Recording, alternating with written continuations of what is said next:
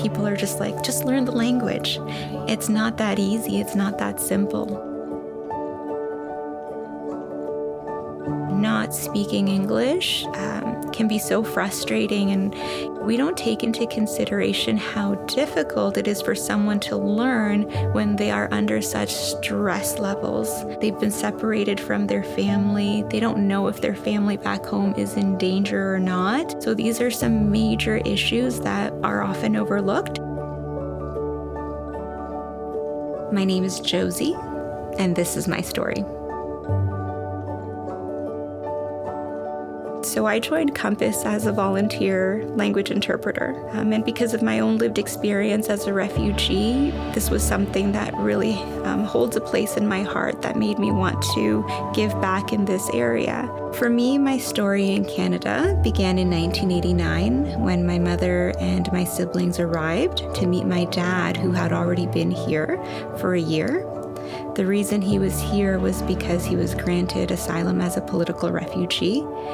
He was protesting against what the government was doing to the people during the civil war in Nicaragua, and for that reason he was targeted. I was 3 years old when I came to Canada. On first arrival, we were in a 2-bedroom apartment, and that would have been 9 people. He had to leave everything behind.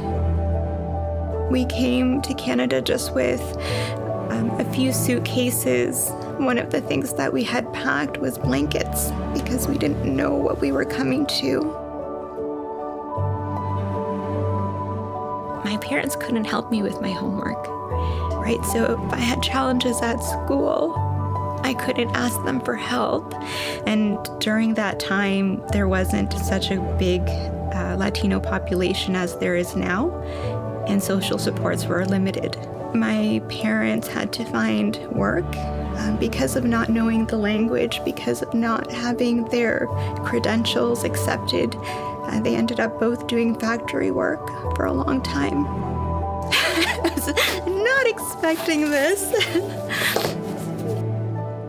I do consider Canada my home because I've been here my whole life, but I often am in a place where I feel that lack of connection to my roots. It helps having cultural groups and community groups that you can connect with. But as I mentioned, back in 1989, there was very little of that. For me, it's not wanting to see other people experience the same barriers that I did. If there's anything that I can do to help them, we really want to come around people and let them know that we are creating a welcoming community and that we do want them here. We hear clients come back and tell us, you were our first family, you were our first friends, and that really warms my heart.